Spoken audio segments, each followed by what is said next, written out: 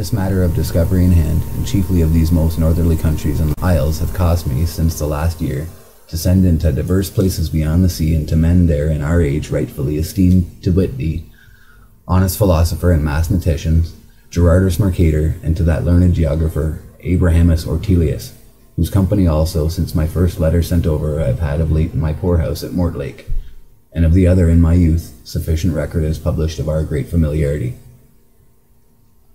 And the chief pith of this chapter will testify the honest and philosophical regards that he had of my earnest request to him, inasmuch as speedily he returned the very principal authority whereupon he fashioned unto us that strange plat of the septentrional islands, that thereby our men, adventurers and discoverers, might understand what account is to be made, credit is to be given to the same description.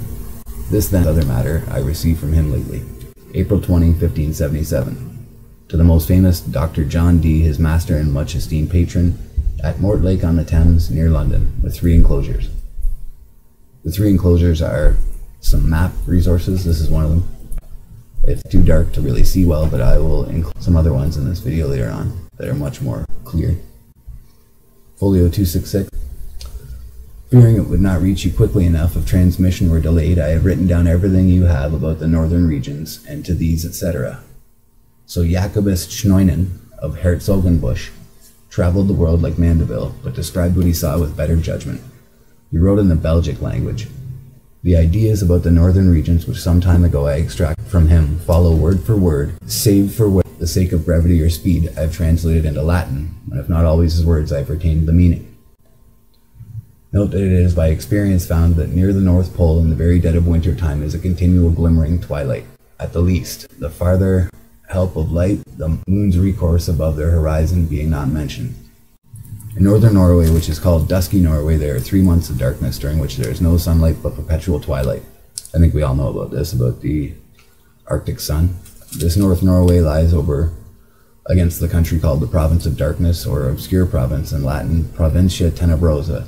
Concerning it, however, there is nothing written in Marco Polo, and the Province of Darkness is the most western bound of the Grand Cham's land. And between this province and dusky Norway there is only 12 miles of sea. From North Norway you cannot reach the indrawing sea, which lies beyond Greenland, for it lies still further northward. This North Norway stretches as far as the mountain ranges which encompass the North Pole, and borders on this mountain range for about 17 miles by land. The rest is all sea, and this is the same mountain range which, in folio 266b, comes close, within about 15 French miles, and then stands further off towards the east. And near here, toward the north, those little people of whom there is also mention in the Gestae or Thurii, and their borders on it, besides a beautiful open land. And this land lies between the Province of Darkness and the Province of Burgi. But between each of these provinces and these lands lies an indrawing sea. And this province, the open land, has a mountain border of over 72 French miles by land. These facts and more about the geography of the north are to be found in the beginning of the Gestae Arturii. The islands adjacent to the North Pole were formerly called Scilii, or perhaps Thule, and now the Septentrionals. Among them is North Norway. And there are many small rivers, some 2, some 1, some 3 keenings wide, more or less, and they're called indrawing seas because the current always flows northward so strongly that no wind can make a ship sail back against it. So keenings are an old measure. Here a keening was 17 to 20 miles. So back to the indrawing seas. No wind can make a ship sail back against these indrawing seas, and in these latitudes the mountains reach up to the clouds and are almost all rock bare of vegetation, and it is almost always misty and dull weather, and it is well known that beyond 70 or 78 degrees of latitude there is no human habitation. Moreover, this 78th parallel goes in a circle round the Arctic Pole in the form of a high mountain range. So, already so far what we have is landmass at the northern pole that's not like what we've had described. It has an indrawing sea and a huge mountain range which wraps around the entire 78th parallel in a circle around the Arctic Pole. So continuing on now, part of the army of King Arthur, which conquered the northern islands and made them subject to him, and we read that nearly 4,000 persons entered the indrawing seas who never returned. But in AD 1364, 8 of these people came to the king's court in Norway. Among them were 2 priests, one of whom had an astrolabe, who was descended in the 5th generation from a Bruxellensis. One, I say, the were sprung from? Those who had penetrated the northern regions in the first ships. That great army of Arthur's had lain all the winter of 530 AD in the northern islands of Scotland, and on May 3 a part of it crossed over into Iceland. Then 4 ships of the aforesaid land had come out of the north, and warned Arthur of the indrawing seas, so that Arthur did not proceed further, but peopled all the islands between Scotland and Iceland, and also peopled Grockland, which is their name for Greenland. So it seems the indrawing sea only begins beyond Grockland. In this Grockland he found people 23 feet tall, that is to say, of the feet with which land is measured. So they correct this as well later on. This is, I think, just a combination of the wrong verbiage here. When those 4 ships returned, there were sailors who asserted that they knew where the magnetic lands were. So where it says here, in this Grockland he found people 23 feet tall, that will be corrected later. It's 4 feet tall, 23 people. Arthur afterwards put on board a fleet of 12 ships, about 1,800 men and about 400 women. They sailed northwards on May 3 in the year following that in which the former ships had departed. And of these 12 ships, 5 were driven on the rock in a storm, but the rest of them made their way between the high rocks on June 18, which was 44 days after they had set out. More precisely, some of them made their way. The priest who had the astrolabe related to the King of Norway that in AD 1360 there had come to these northern islands an English Minorite from Oxford, who was a good astronomer, etc. Leaving the rest of the party who had come to the islands, he journeyed further through the whole of the north, etc., and put into writing all the wonders of those islands, and gave the King of England this book, which he called in Latin Inventio Fortunatae, which book began at the last climate, that is to say latitude 54 degrees, continuing to the pole. This monk said that the mountain range goes round the north like a wall, save that in 19 places the indrawing channels flow through it, whereof the widest is not above 12 French miles across, the narrowest 3/4 miles, and through the narrowest no ship would be able to go. So what we have here is the monk said that the mountain range that wraps around the North Pole goes around it like a wall, but in 19 places indrawing rivers or channels flow through it. The widest of these is not more than 12 French miles across. No ship would be able to go back against this current because of the rush of the water.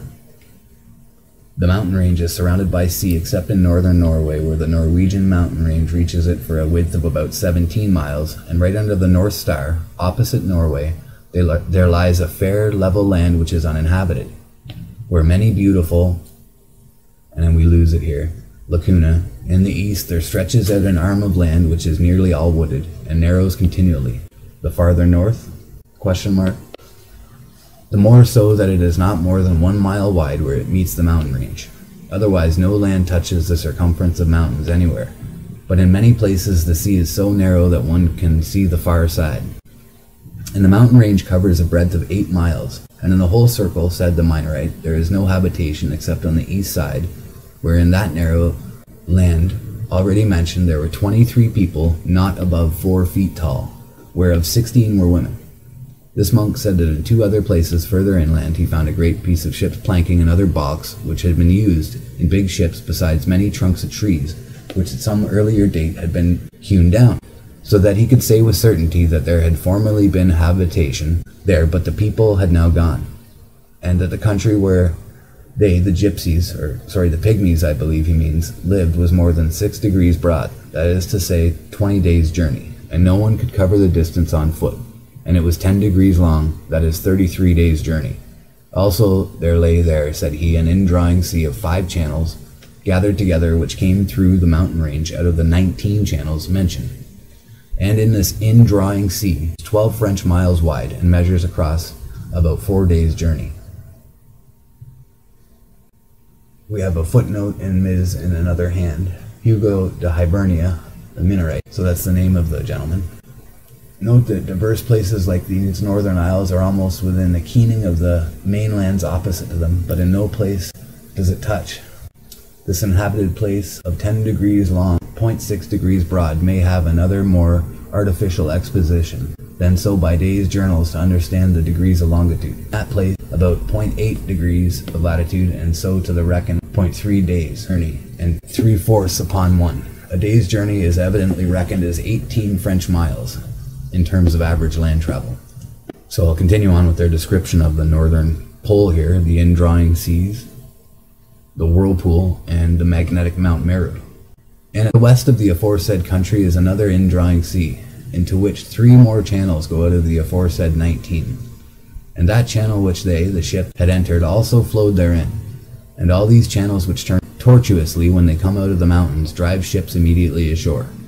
But whatever channels flowed straight into the innermost seas, into which the 19 channels gather, and these ships must of necessity be carried current-wise, i.e. inwards, and become lost. Also said this Minorite, these innermost seas number 4, and the one which lies on the west side was quite 34 French miles abroad. And on the other side of this sea was the best and healthiest land in all the north. Also he said that the sea which lay on the east side could never be frozen because so many channels united there, and it was narrow besides, so that the current was very strong. But that the one which ran to the west on the west side used to freeze almost every year and remained frozen sometimes for 3 months. And in that land he had seen no signs of habitation. But in a country which lay to the north, opposite it, he had recognized planks of ships and sea trunks. All of these 4 countries are high open lands, i.e. plateaus, except some mountains 4 fathom high. There are many trees of Brazil wood, when this priest with the astrolabe, and it trails off there. So there is much Brazil trees growing here. I'll continue on. In the midst of the 4 countries is a whirlpool, into which there empty these 4 indrawing seas which divide the north. And the water rushes round and descends into the earth just as if one were pouring it through a filter funnel. It is 4 degrees wide on every side of the pole, that is to say 8 degrees altogether, except that right under the pole there lies a bare rock in the midst of the sea. So this would be Mount Meru. Its circumference is almost 33 French miles, and it is all of magnetic stone, and is as high as the clouds. So the priest said, who had received the astrolabe from this Minorite in exchange for a testament. And the Minorite himself had heard that one can see all round it from the sea, and it is black and glistening, and nothing grows thereon, for there is not so much as a handful of soil on it. That was the writing and words of the Minorite, who has since journeyed to and fro 5 times for the King of England on business. They are to be found in a book called Inventio Fortunae, of which the Minorite himself was author. The aforesaid priest said also to the King of Norway that in the country where he dwelt not 6 times a year did it rain, and even that was drizzle, lasting not more than 6 or 7 hours. So some other descriptions are much Brazil trees growing here on this most beautiful land of the north, a whirlpool in the midst of the North Pole, about or under the North Pole, the whirlpool being 480 miles over or wide, excepting the diameter of the great rock in the middle. A wonderful, great, and high rock right under the North Star.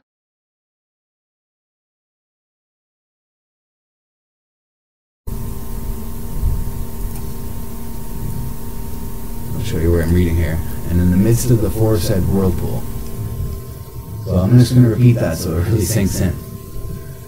At the center of our Earth, at the North Pole, what we call the North Pole, the only place that a magnet is pulled towards, being the northern pole itself. There is no southern pull, and therefore no southern pole, as it is Antarctica wrapped around us, an ice sheet wrapped around us. So there is only a pull towards this northern magnetic rock pole. The whirlpool around the magnetic rock and around the North Pole is about 480 miles wide. So as we've said, a wonderful great high rock rises in the midst.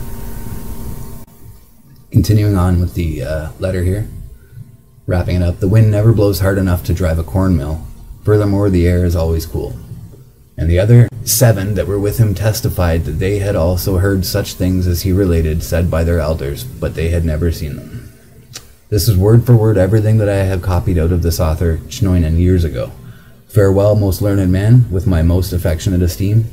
1577, Gerard Mercator, end of translation. So, that's the end of the letter from Mercator to John Dee. So there is further documentation of this letter and of the information contained therein. I'll continue on with this now to show you, to lend credence to the flat earth model and to lend credence further to this story as well, to show that it's not just from one letter or from one source. So Dee's first inquiry on the subject of the North had been directed to Ortelius by a letter written in January 1577, which is printed as number 67 in Hessel's Ortelis Epistulae, 1887. In this letter, the writer recalls that his friend had indicated the general expectation of Arctic discoveries from the British people, a matter which he himself had pressed long ago, 1553 to 1556. He was now urging, indeed insisting, that further attempts should be made, and he goes on to mention his researches into what the ancients had said and done in respect to this voyage, as well as his recent preparation of a new nautical manual for the sailors. But his particular inquiry at the moment was for the authority that Ortelius had used for inserting the names of Cape Paramantia, Los Jardinos, and some others on the north coast of North America, names which appeared on no other map. He begged for an immediate answer, for our people are already maturing their plans for the northern seaboard. Last year they merely paid their respects to the Greenland Strait, but they concluded with good reason that the whole shore could be circumnavigated and they could reach the Eastern Ocean that way. There is no record of how Ortelius answered Dee's letter, but he came to England in the spring when he saw William Camden and Richard Hakluyt in London, and came down to Dee at Mortlake on March 12th. 5 or 6 weeks later, Frobisher sailed on his second voyage. In fact, Frobisher was secretly commissioned to look for gold ore and not to search for the Northwest Passage. Meanwhile, Dee had been questioning Mercator as to the provenance of the circular inset of the polar regions which appeared on his Great Wall map of 1569, together with some accompanying legends. The reply he received was dated April 20th, 1577, which is transcribed above. Disappointingly, it provides no fresh clue to the identities of Jacob Schneinen or the author of Inventio Fortunatae, yet it raises the question, must not the latter have visited Greenland or even Markland, Labrador, in view of the knowledge he displays? And again, what was the version of the Gestae Arthurii which all parties referred to familiarly, and which contained such strange new detail of that king's enterprises? So is this what has been covered up and hidden from us? Is this why there's a dew line at the North Pole, the Defense Early Warning Line? Is this why not only is there an Antarctic Treaty, but the Arctic Treaty and the recent talk about who is going to control the Arctic? I think in light of our new discoveries or our newfound knowledge of the way that our flat Earth plane functions, that it's definitely not out of the question that if this is at the center of our plane, that this would be something that they might want to hide. Particularly, what would people think if there was a 480-mile wide or 500-mile wide gigantic sucking sound, or gigantic whirlpool sucking all of the world's oceans into a whirlpool at the center of our Earth? I mean, it would be just as scary as people thinking that they would go off the edge of the Earth.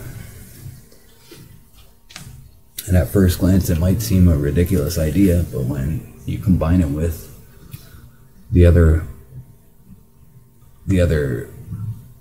functions of the way that our flat Earth plane functions, the other phenomena that are found there, like the sun spinning around the magnetic pole, it kind of adds more credence to it and kind of makes it make more sense. So this is the map that Mercator made showing this area. So you can see here the Borgi Regio, which is, I believe, Canada, or the northern portions of North America and Canada. This part, you can see the mountain range here that wraps around. I'm sure you've all seen maps like this and ones in color since you've come to the flat Earth. So we have right here the Oceithecus. I don't know if you can see the blue box there. Borgio Regio, kind of North American area. And I guess you can make out the rest of it. You can see the 4 channels that are flowing in here, and Mount Meru, of course, or what can be called Mount Meru, the magnetic lodestone in the center, the gigantic mountain of magnets in the center. Also here you have a little further detail on it and some interesting insertions, such as one word that I find interesting. We still call them the Aurora Borealis, also the Hyperborean or Hyperboreal, and you can see it here, the Hyperborea Europe, Insular Desert, and Anon Phase. I'm not sure what that says actually. Over here, on this portion, you can see that what they've done is this is the full 360, and it's just been opened up, splayed out to add this other information.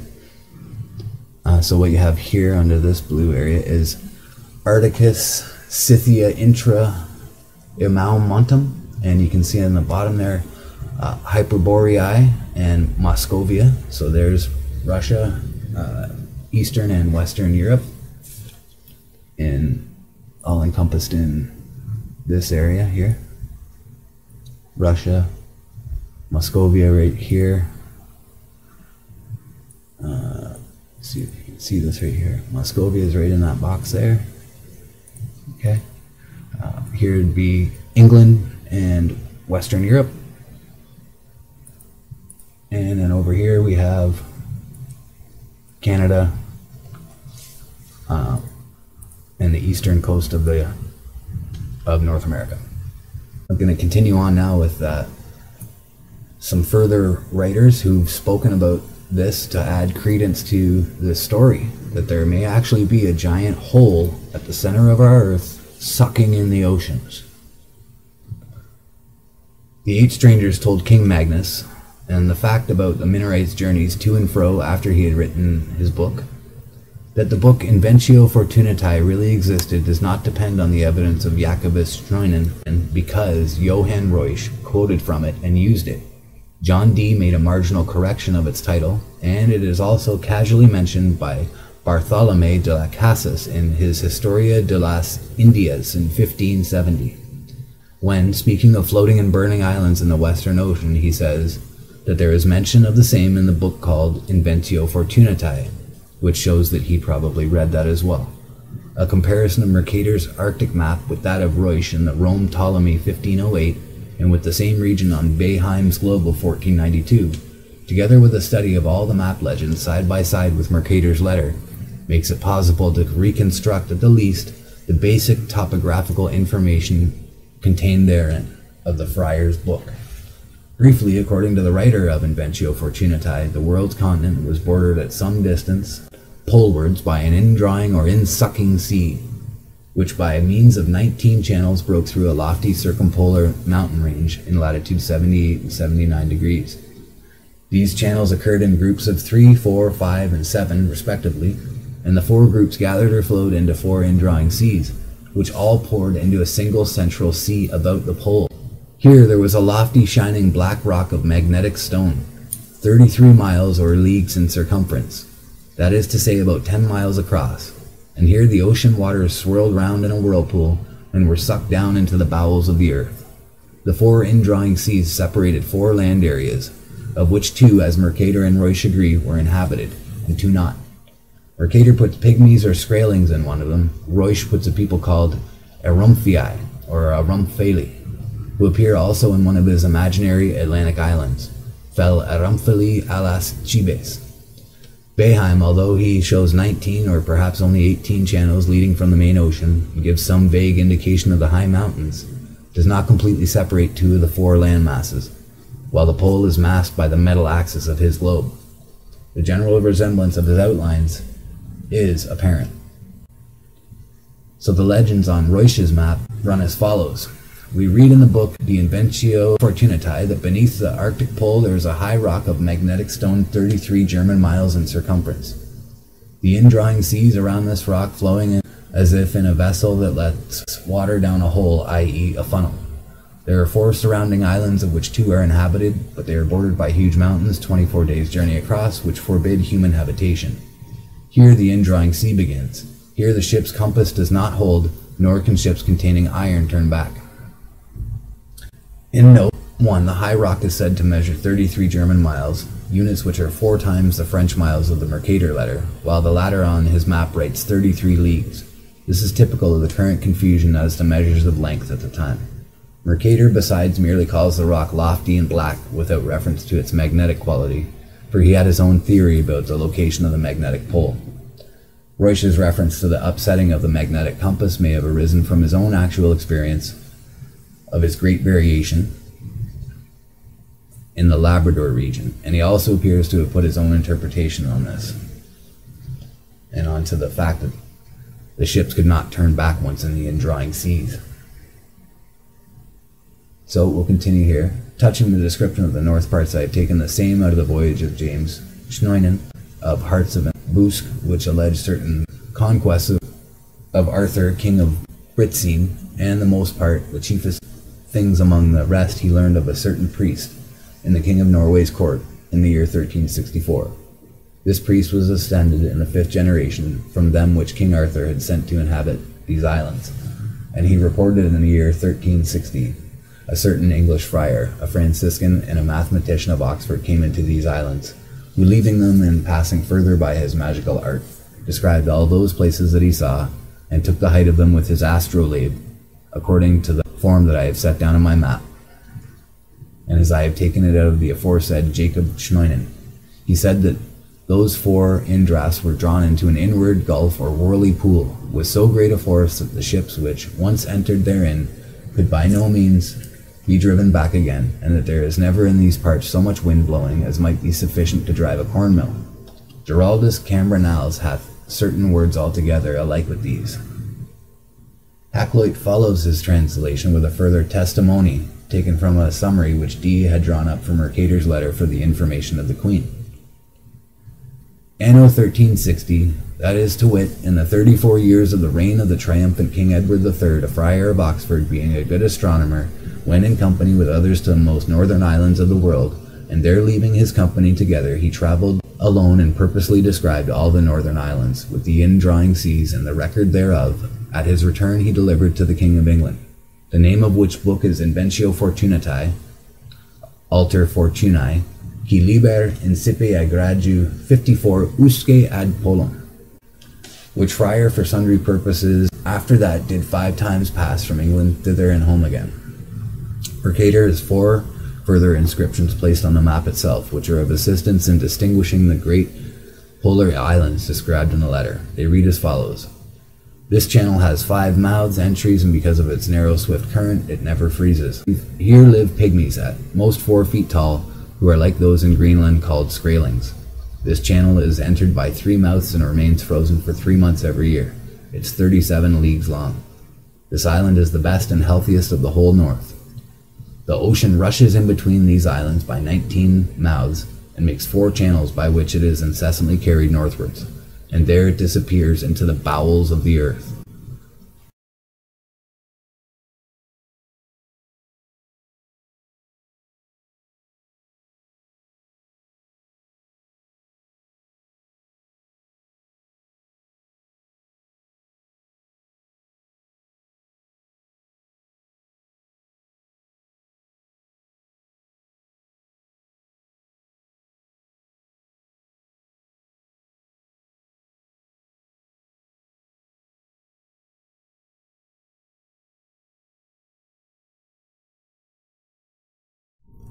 I'll leave the authenticity of this letter to you to be the judge of that. And what I'll do now is just show you a few more versions of that map, or versions of information that's shown in that map.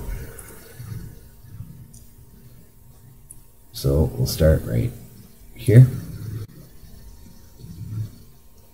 And what we have here is Orbis Terrae Compendiosa Descriptio, which is another Mercator map,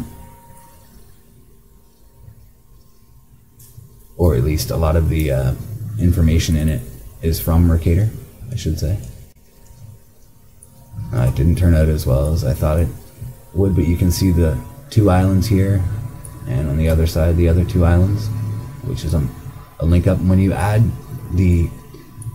look at the accuracy of this map as a whole, you know, in the known parts, you can see that they were not being silly making this map. And so when he put those parts on there, he was not being silly. It is what he believed was there, or knew was there. This is a better version of it. Aiming straight down, and you see the Great Northern Sea and Greenland, and Baffin's Bay. The pink side on the right side here is North America and the northern part of Canada, and the left side would be Russia and Europe and Asia.